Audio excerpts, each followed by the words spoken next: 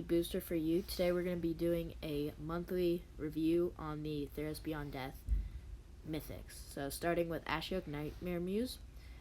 It's a good card. It creates creatures that can then mill your opponent.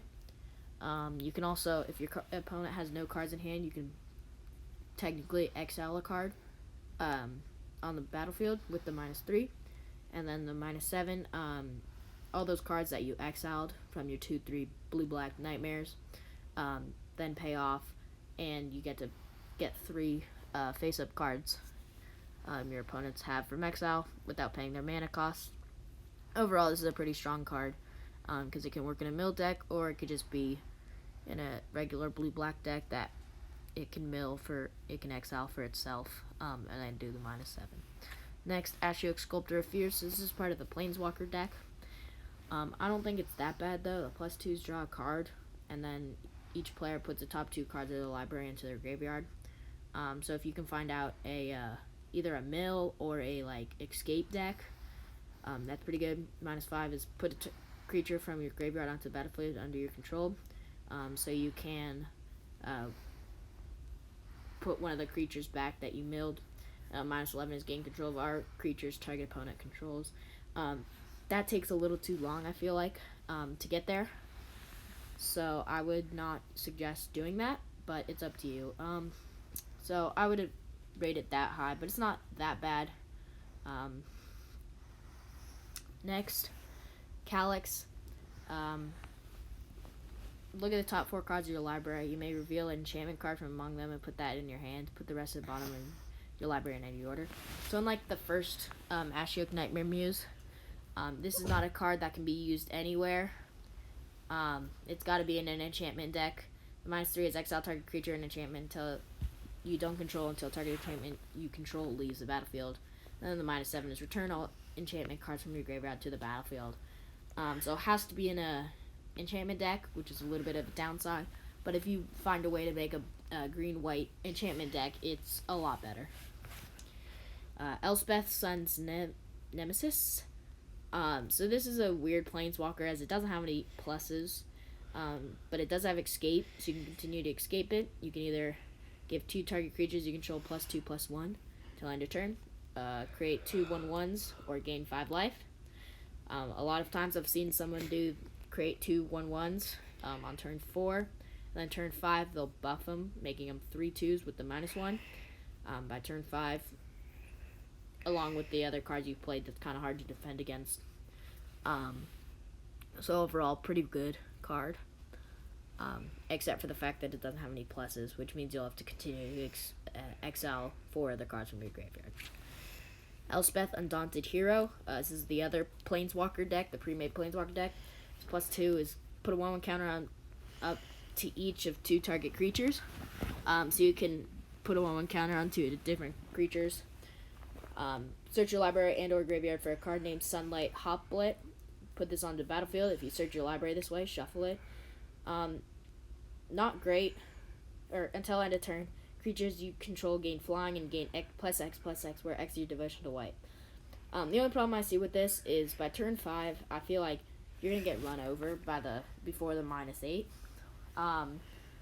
And searching your card, searching for Sunlight Hoplet isn't great. So I would not use this. We have Theros Bleak Hearted. My bad. It's the Black God. It's indestructible as long as your devotion to black is less than 5. It isn't a creature. 5's pretty easy to get to for saying that it already has 1. Whenever another creature you control dies, you may pay 2 life.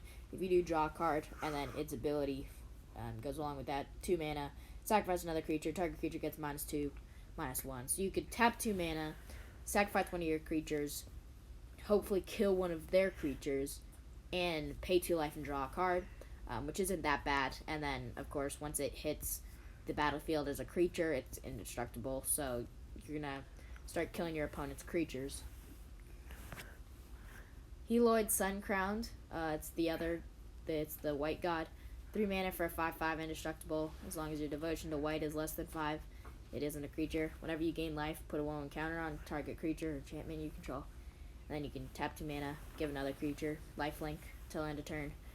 So you can give it lifelink and then when you gain life, put a counter on it again. Cure Best to See God. It's the Saga, 7 mana, and you create an 8/8 with hexproof.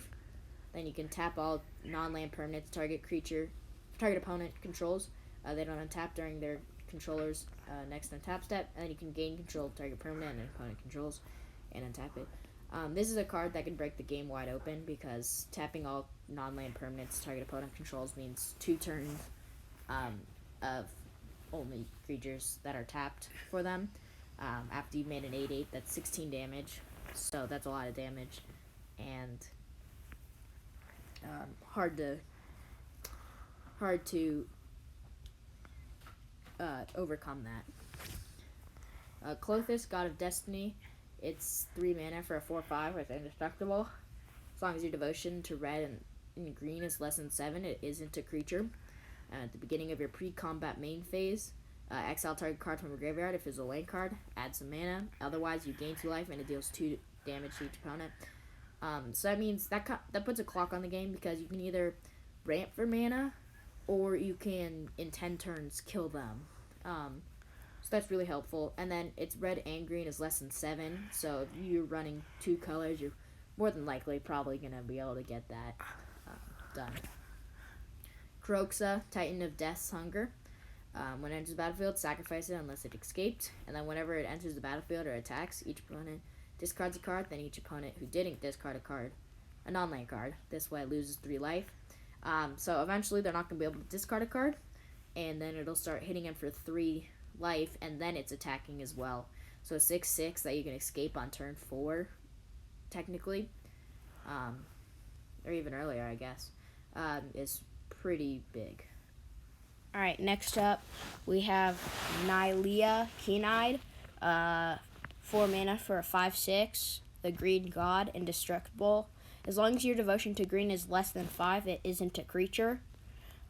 Creature spells you cast cost 1 less to cast, which in my opinion is pretty good, especially if you want to mass swarm your opponent and creatures. 3 mana, reveal the top card of your library. If it's a creature card, put it in your hand, otherwise you may put it into your library. So I think it's a good card. Some people don't. So Nyxbloom Ancient, in my opinion, a extremely powerful card. Trample, if you tap a permanent for mana, it produces 3 times that much of that mana instead. I found that if you have this and the Nyx Lotus, Nyx Lotus taps for 9 mana because your devotion to green would be 3. It taps for 3 times that mana instead, meaning it would tap for 9. Which then, if you have another one of these in your hand, it taps for 9 times because 3 times, so extremely powerful. Ox of Agathos, when it enters the battlefield, discard your hand, then draw 3 cards. Really good for if you have lands in your hand or don't have any hand at all. If you do have lands in your hand, it helps fuel the escape, which is exile 8 other cards, so very high escape, but very little mana cost, and it escapes with a 1/1 counter. So essentially, if you can get 8 other cards in your graveyard, then you can pay 2 mana to get a 5/3 onto the battlefield, and you get to discard your hand and draw 3 cards. Alright, next we have Pulchranos Unchained. It enters the battlefield with 6 1/1 counters on it. It escapes with 12. Really big creature, especially for 4 mana. If damage would be dealt to it while it has 1/1 counters on it, prevent that damage and remove that many 1/1 counters on it. So it does have its downside. You don't actually have to have a creature that deals 12 straight damage. and then you can tap 3 mana, and it fights another target creature, 6 mana escape, 6 other cards from your graveyard. So pretty good. The only downside is that you actually have to remove the 1/1 counters, which then makes it smaller and smaller.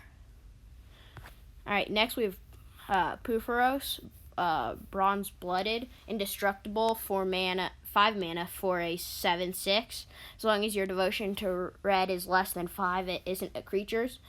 Other creature you control have haste. 3 mana, you may put a red creature card on, or an artifact creature card from your hand onto the battlefield. Sacrifice it at the beginning of the next end step. The point of that is your creatures have haste, and so you can basically, for 3 mana, get down any creature, and it might be good late game, but otherwise I don't think this is a really good card. Next we have Thassa, Deep Dwelling, Indestructible, 4 mana for a 6/5. As long as your devotion to blue is less than 5, it isn't a creature. At the beginning of your end step, exile up to 1 other target creature you control, then return that card to the battlefield under your control. Really good for things that enter the battlefield, have a ability.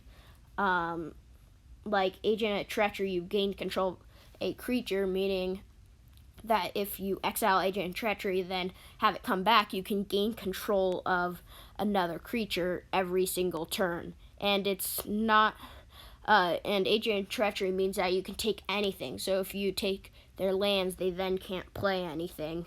So very good card with Agent of Treachery, and really anything that, when it enters the battlefield, triggers a ability. And then 4 mana to tap another target creature. Lastly, we have Uro, Titan of Nature's Wrath. This is a extremely, extremely powerful card, because when it enters the battlefield, sacrifice unless it escaped. But when it enters the battlefield or attacks, you gain 3 life, draw a card, then you may play a land card from your hand onto the battlefield, meaning that you cast it for 3 mana, gain 3 life, draw a card, put a land card, and then if you can fuel your graveyard for 5 other cards, then you get to return it, attack with it, and just do the ability all over again. Alright, that is it for today's video. See you soon.